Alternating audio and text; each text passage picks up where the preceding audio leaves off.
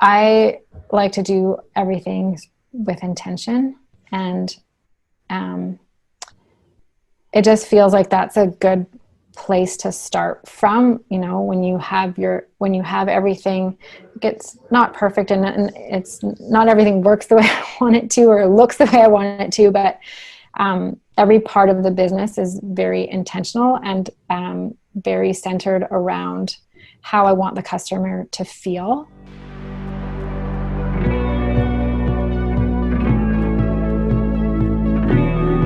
Like, we started selling this product out of the trunk of our cars. Don't be afraid to fail.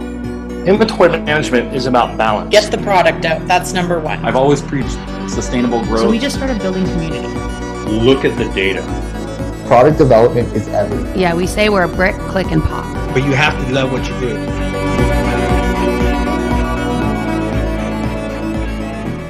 Hi, Merchant Mastery community. I'm sure you guys are used to seeing Scott for these Q&As, but we decided to switch things up a little bit this week. So you get me, and I'm joined today by Cassandra Osborne. She's the founder of Hernest Project. And they're this really phenomenal sleepwear / loungewear brand. They make really, really comfy clothes. I actually own some of your stuff and I love it. I wear it every day. So I'm a big fan. And I'm also joined by Kim Rierson, who is the account manager on Hernest. So her and Cassandra have been working together for probably about a year and a half now, but we've worked with Hernest for longer than that. I think we might even be coming up on 2 years if we haven't passed it. So Kim, are you there? You can hear me okay and see me okay? I'm here. Hi, everyone. Perfect. Glad to be here. Yep. Yeah, so I think we'll start with maybe Cassandra, you can just give us a bit of an intro to Hernest. Tell us a little bit about the brand, why you started it, when you started it. I should mention that Cassandra's tuning in all the way from Germany. So it is 10 p.m. over there. So we're kind of talking to you in the future, I guess. But yeah, yes. Welcome. Yeah, thank you. Thanks for having me on. So I started Hernest in 2018, at the end of 2018. And actually, I started working with you guys probably just over a year ago. So I know it seems longer, but we've been working together for exactly a year. I don't know if that's a good thing or a bad thing that it seems longer than that. I know. Well, it's crazy because I've only, Hernest has been launched online for 18 months and it seems like a lot longer than that. So yeah. So I started, or it launched in 2018, but I started the business or the concept of the business when we first, probably 6 or 8 months after we moved to Germany, which was in 2016. And we moved here because of my husband's job. And I left my career and knew that I wanted to do something different. And this was just provided the space and the opportunity to dive in. And I'd done some work previously in fashion, outdoor, more fashion. And so anyways, I didn't know that's where it was headed, but I came up with a concept after going through some personal development in my own, wardrobe choices and what I was looking for in clothing, and trying to find something comfortable for the amount of time I was spending at home with that's Murphy chiming in. with the kids. And anyways, long story short, couldn't find the things that I was looking for with the values behind the clothing that I was searching for. And so started to, really take the steps to make it happen. And I think the move to Germany and Europe in particular was really serendipitous because this is where all the action is in terms of sustainability and sustainable fabric development. And there's some really interesting companies here, and some of the best trade shows are happening, just a 2-hour drive away. So I really dug in for about a year in terms of research and the types of clothing that I wanted to put out there and the innovation in fabric. And yeah, I just started taking the steps, and sort of took me about 18 months from concept to creation and launch. And I launched in 2018 at the end of November. And as you mentioned, Ivana, it's sleep and loungewear basics. So we make everything, like, it is a very small collection. We make everything. We make our own fabrics, and we do everything in Portugal. And the business is based in Canada because that is where I'm from and where we're going back to. And this is not a forever move, and we knew that was temporary. So yeah. So when you started the brand, obviously one of the big things is you're going to have to find a supplier, like somebody, you know, whose goals and values align with what the brand stands for. So how did you go about finding a supplier that lined up nicely with, you know, whose practices were sustainable and somebody that you wanted to work with? Yeah, so one of the biggest fabric shows happens in Munich. One of the biggest global ones happens in Munich. And the reason that show was very interesting to me was because they had the largest invitees of sustainable suppliers. So that was a great start for me. I started by going there. They have 2 shows a year, and I started by going there and just asking questions and trying to figure out what exactly you know, how I was going to make it all work. And truly at the beginning, I really wanted it to be a Canadian supply chain.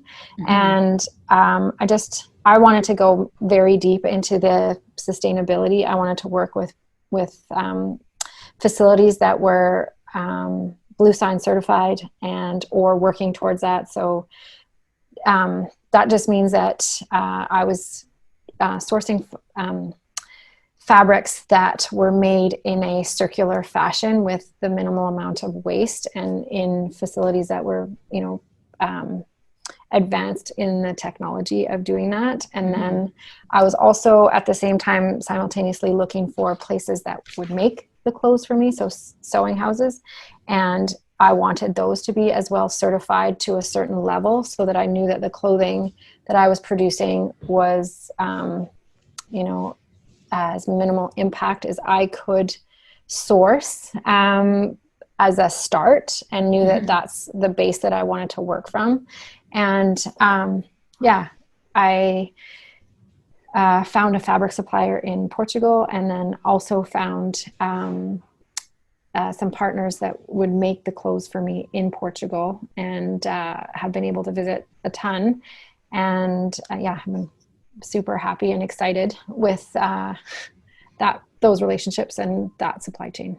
Yeah, and it's nice because it's close too, right? Like you hop on a plane and you're there, and I don't know how long it takes, maybe an hour or a couple hours, but that must be nice too. So from conceptualizing a design to actually having it ready for sale, how long does that process take for you typically? Depends. I am in the slow fashion space, so the styles that I have created so far have what I like to call them a little bit seasonless, or 3 seasons at minimum. And I started with 7 items that I thought, I started with 7 items that I thought were really critical to a very basic lounge / sleepwear collection. And then I just started listening to what customers wanted or were asking for in addition to that, and then added a couple of pieces 6 months after the first one. And then, so to answer your question, from concept to creation, it can take anywhere from 6 to 18 months. Okay. So I work with a designer, and we come up with ideas and concepts on paper, and then we take those concepts and turn them into like technical packages. And then I work with prototypers to help me make those into prototypes. And then from those prototypes, we adjust the design and the measurements. And so we sometimes go through, depends on the design, but we could go through 6 to 8 prototypes. Sometimes it's only 2, but yeah, and that process takes time. And then from there, it's about, ordering fabric, and that takes time as well, anywhere from 6 to 12 weeks. And then you have to fit into the production timelines, and then it has to ship. And yeah, so it's not with your supplier, that they require you to have, like when you first started working with them, that they require a minimum order value from you to commit to, or were they pretty flexible on that? No, they required a minimum order value, but I looked for a supply chain that I could fit, like I was comfortable with their minimum order value. So, and the more that I've worked with them, the more flexible they've become with that. So, and the beauty of making not very many items and having a small collection is that you can go deeper into what you're doing. So the amount of products that you have. But would you say you've had any issues with your supply chain, especially in the last 2 or 3 months with everything that's going on in the world? Yes. Yeah. You and a lot of people probably, right? Yeah. Our supply chain basically totally shut down starting March 1st, and has just slowly started opening as of May 15th with different stringent guidelines. And also one of the sewing houses that I work with saw a lot of their orders canceled for the coming season. So also dealing with that. So closure, then also cancellation. So yes, lots of change in that way. And then lots of them were ordered back to work to make protective equipment for their hospitals. And so, yeah, so where we used to have, I don't know, things are still up in the air and kind of getting back to normal, but there's still, like, the delays are still longer, not the delays, but the timelines are longer. For me, I hadn't been so impacted because I didn't have anything that was that was in the works or being produced. So my next production was scheduled for the summer, and that is still scheduled. So I've been lucky in that regard. So did you have enough inventory then to kind of last you the last 3 months? You could fulfill orders as they were coming in? Yes. Okay. Again, going back to the way that I've set up my supply chain and what I am doing. Yes. So I invested in inventory, and when I make things, I still make them in small batches. It's still not a very large business, but I make enough for, not to sell out right away. I also don't love that model of brands coming out and people having to rush to buy. So this is more of a, we have the basic styles in a few colors, and people can come back again and again. I don't need a lot of space to store that stuff, but yes, I upfront invested in inventory so that I could carry through for a few months. Yeah. And so speaking of storage, do you store it all in your house, or do you have a warehouse? Like, where do you keep the goods? I ship out of London, Ontario. And when I set up the way that this would all work with me in Germany, I leaned on family and friends, and we are lucky that near my husband's family is one of their family friends who just really wanted to help and has turned part of their business into my storage / shipping area. And they gave me one of their employees who helps me fulfill the orders, count the inventory, do the returns, and things like that. Yeah. Oh, awesome. And so for the last, again, 2 or 3 months, what would you say your sort of revenue was like? Did you see an increase? Did you see a decrease? Was it fairly steady? did you do anything different? Like, I don't know if Kim might have some insight here too, in terms of the marketing side. Did you guys try anything different? Yeah, I feel like with you guys, I really hit our stride, I guess, in just what I was doing and what Socialite was doing. And we changed up our marketing almost exactly when COVID started. It just coincidentally, yeah, basically. Yeah. We tried a whole new ad strategy, which I think we went over in a Merchant Mastery group a little while back with Ian, with our cold advertising strategy. So that really took off for hernest, and then just like focusing efforts where they're best used, utilizing like Privy apps for signups, and Cass is really good at reaching out to her audience. Her emails do quite well. She spends a lot of hours working on writing and talking to her customers, because it is that slow fashion industry. So there's people that are invested in like the values of the brand, and when she reaches back out to them, we usually see a pretty good return from her emails, which was always there, but it's kind of like that was like the steady part, and then putting this new ad strategy together at the time where everybody's just online all the time when COVID hit. Yeah. So we definitely saw an improvement in overall revenue, but it's so seems like still so volatile, the environment for marketing right now. It's just a lot of monitoring, a lot of constant monitoring for hernest, but all of our affiliate businesses as well. Yeah, I think like right now you really have to be on top of your marketing. Things change like week to week, and if if you're not paying close attention to it, it could go south very quickly. So, but you had mentioned emails, and I wanted to touch on that because I know emails do really well for hernest, but obviously you had to start building that list somewhere. Like, especially with the brand that's only about 18 months old. How did you start getting some of those emails? So at first it was literally all our friends and family.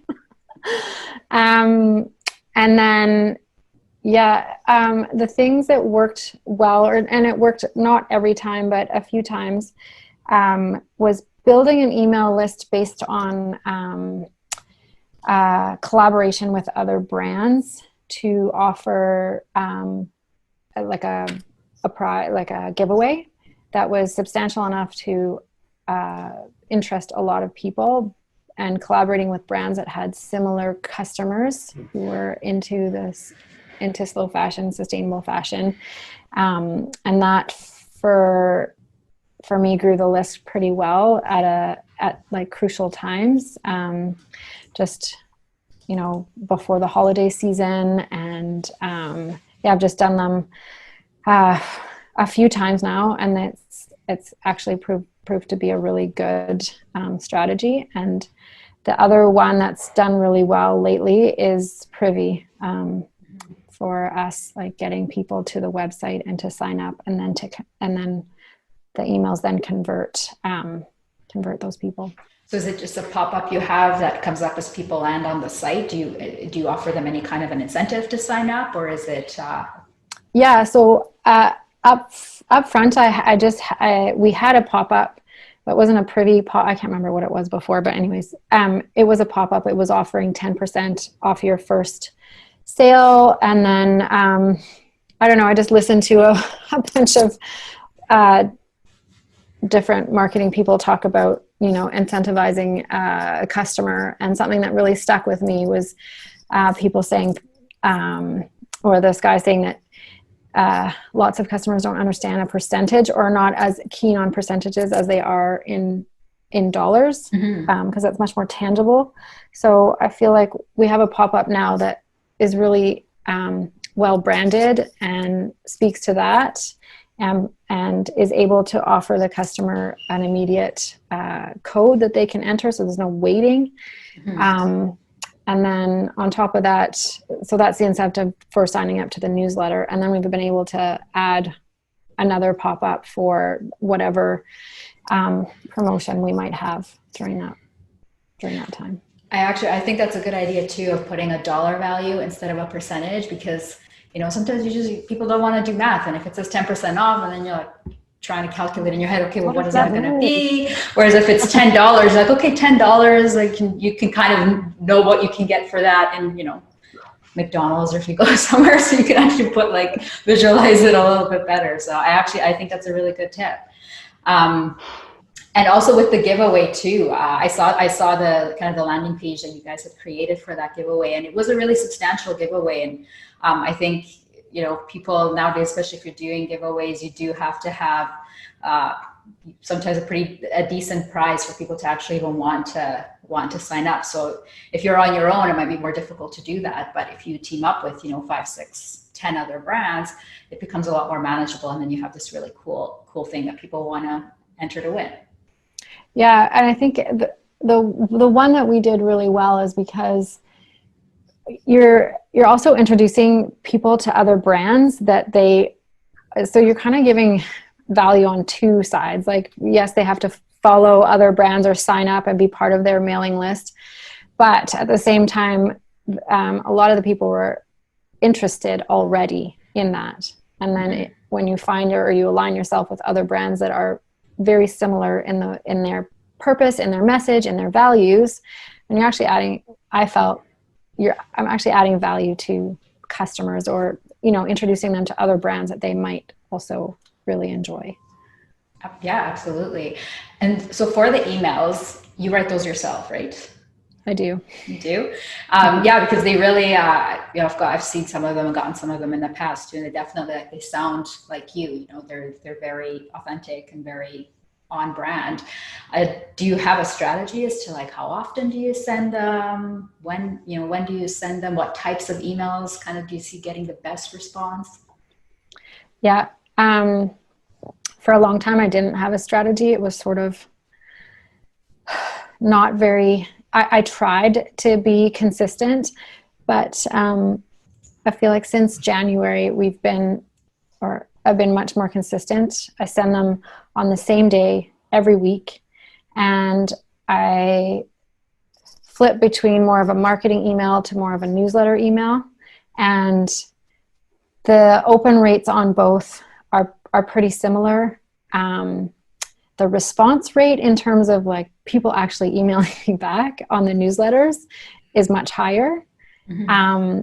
And I know I'm just sort of getting into my groove with the marketing emails, but those have been doing pretty well as well. And you respond to all of them yourself? If people message you back? Yeah, that's awesome. Yeah. And you had mentioned to me previously too that you do see a pretty high returning customer rate. Do you think, what do you attribute that to? Any kind of one thing in particular? Or what do you think is bringing people back? I think the customer experience from start to finish, and the product as well. So I feel like the one thing that people tell me often is that the customer service is really good. So you're asking me, do I respond to all the emails? 100%. And I really try to be very customer centric in that view and put myself in the customer's shoes. I know when I'm asking for a return or asking for something, I don't want to wait 24 or 48 hours for someone to, if I'm not happy about something, or if I'm happy about something, or if I've whatever. So, so being really responsive to customers, being quite personal. I write a personal note on every single order, even, now. Yeah. And even, I'm not there fulfilling the orders, but there's lots of ways to do that, and where people know, okay, well, she hasn't actually written it out, but she's typed it out. I can tell because it's relevant to whoever's getting the note. So it's not just a generic note. Yeah. And in the first sort of year and a half of business, I've learned a lot along the way, and I feel like I bring my customers into that too. So I really try to engage the customers that are maybe the ones that haven't had the best experience, or something's happened, and just be authentic with them in that, and more often than not, it's actually turned out to be really positive because I learned so much from those customers, and you know, whatever, and that's helped me tweak, you know, the process as I go. Yeah, and I mean, I can see that you put a lot of care like into your packaging, like even that unboxing experience. I think even like the little like the laundry bags, or I think they are laundry bags, right? The little white sacks that they come in. Well, they were laundry bags at the beginning, and then I switched them out to produce bags now. Oh, cool. Yeah, that's a really cool idea. And the produce bags are actually, like, people love the laundry bags. People really like the produce bags. Yeah, but I mean, though, it's this whole idea of like it's reusable, and even from like down to things like the tags that you use and everything. Like every part of it is so on brand that I think it all kind of provides this really cohesive experience for the customer from when they order to when they actually unbox it and get it. Mm-hmm. What about reviews? Do you use anything in particular to get product reviews? I use just the review app that's available with Shopify, and it is part of the email. What's the word I'm looking for? Email workflow. Workflow, yes. It's part of the email workflow when someone makes a purchase. So they make a purchase. There's a thank you. There is you know, while you wait, here's a little bit of information about your products that you're getting. You get your product. Here's how to wash it. Wait a few days. Please leave a review. And it works, but when I have also done like personal campaigns where I've actually, you know, taken 2 months of orders at a time and like literally emailed every single person myself and asked them for a review. And do you usually find, do you get quite a few reviews like through the email workflows? It's picked up a lot in the last few months for sure. And I think we also link directly to that spot on the product pages now. So it's like an anchor link that takes the person who clicks on the product that they bought directly to where they write their review, not just to the top of the product page. It like scrolls you down. So I don't know. That is about the time when we changed it. So no, I think it's absolutely a difference because the Shopify review app is it's okay, but it is kind of tricky to find, and it's like it was annoying to find if you didn't know where to go. And so now it's really easy when you get the email, you just click and it like brings you straight to where you need to fill out the information. And can people attach like photos if they want to as well? Do you get any of those, or is it mostly like the kind of? No. And knowing my customer and knowing who's buying for the most part, I don't know that would be I have a hard time believing that they would take photos, because right now my customers, I do get some people, you know, tagging me in some of their photos on Instagram, but it's not a tagging Instagram customer really at this point. Yeah.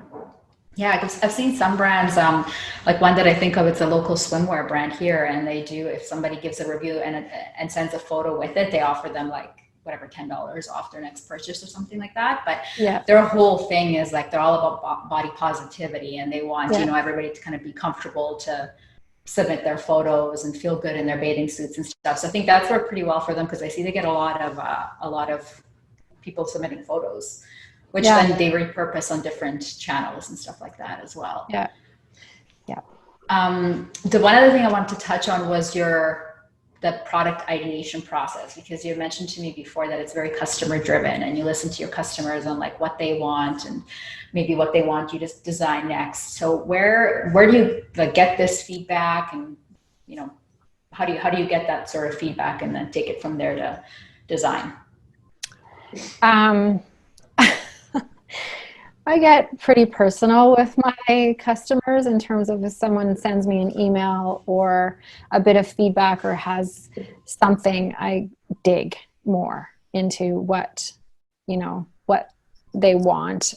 And I've got lots of people on Instagram sending me direct messages like, ooh, I really like that, but I wish it was like a box tee instead of a regular tee. And I wish it was a V-neck. And the more I get of those, I'm like, huh, okay.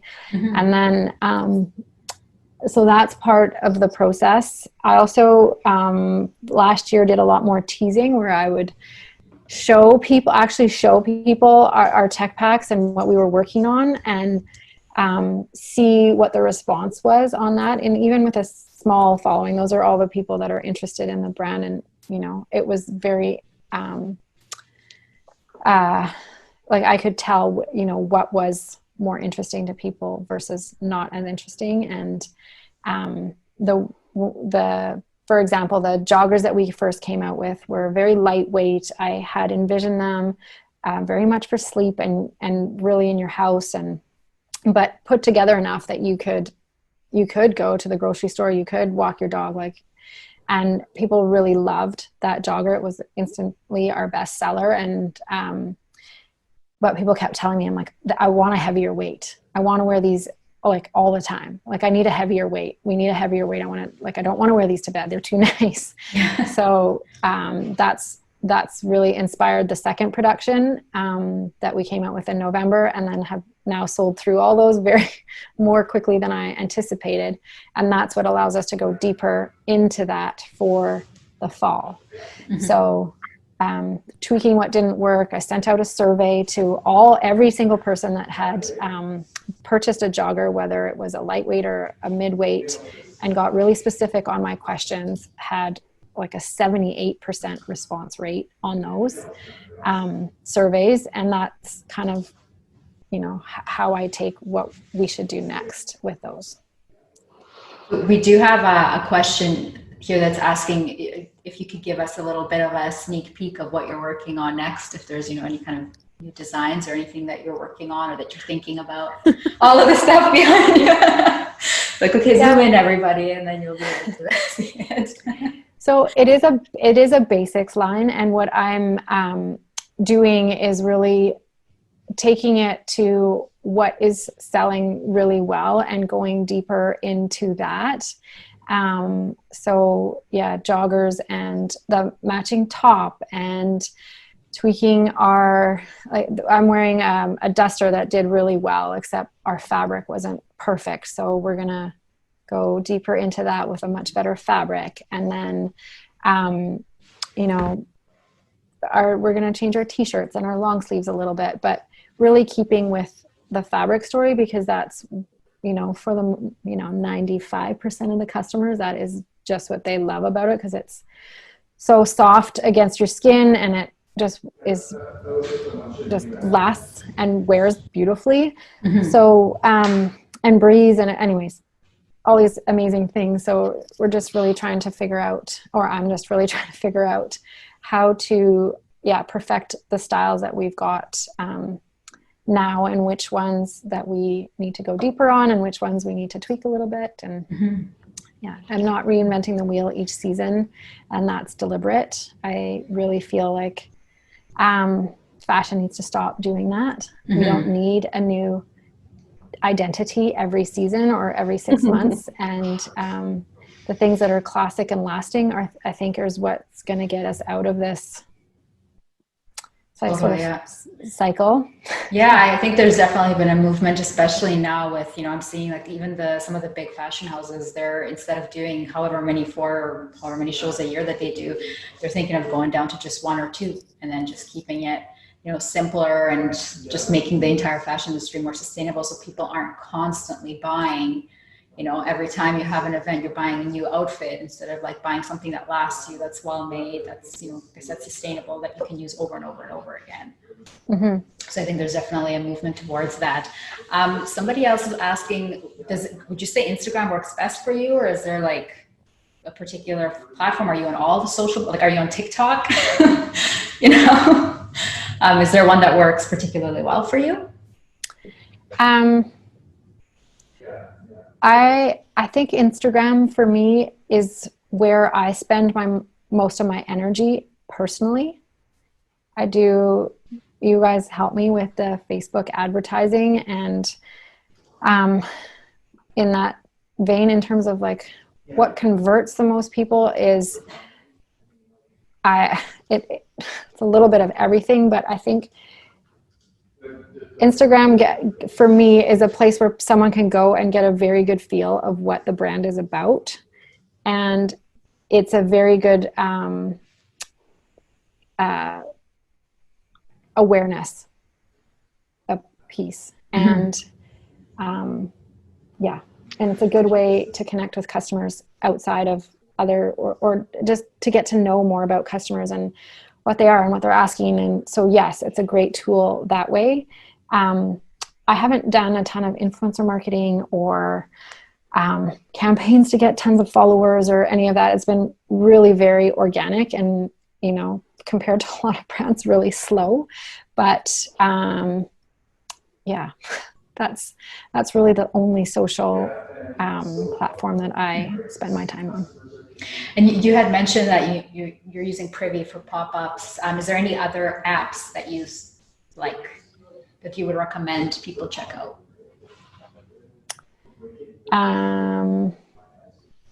Kim? I'm looking at I was actually going to share my screen, but I don't have the capability as I thought I might. So anyways, I would give it to you here, but I'll see if I can, but you go ahead. I'm just looking over her app list. It's nothing too exciting. No, and there are Klaviyo, we're using Klaviyo, yeah, Klaviyo is the email marketing tool that we're using, which I'm sure most people are familiar with.